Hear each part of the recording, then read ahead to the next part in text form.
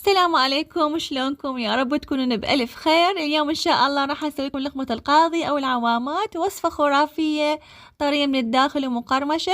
خلينا نبلش بالقطر. عندي هنا 3 أكواب من السكر وكوب ونص من المي ورشة من ملح الليمون، ونخلي وياه شرائح ليمون وهيل.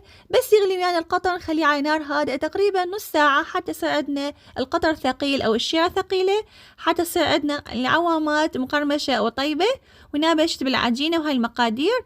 نسوي عجينة تكون شوية أثخن من عجينة الكيك، وسوي هاي الحركة، لازم نسوي هاي الحركة حتى تصير عندنا عجينة مطاطية. ناخذ شوية طحين، حسيت شوية العجينة عندي سايلة، وراح أخليها تختمر بمكان دافي لين تضاعف حجمها. وهاي العجينة حلوة ويانا طرية ونافشة كلش روعة. هنا حطلع عندها الهواء الزايد، وجبت هاي الشيلة، وعندنا الزيت يكون حرارة متوسطة. راح أقليها نص قلية حتى تصير عندنا يعني مقرمشة بعدين.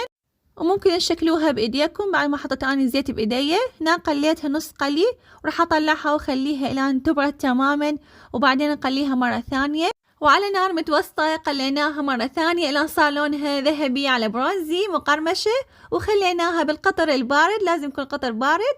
وبعدين صفيتها وقدمتها ويا الفستق الحلبي، وشوفوها شلون مقرمشة من برا وطرية من الداخل عباك كريمة. إن شاء الله يا رب تجربوها، وبألف عافية عليكم، وفي أمان الله.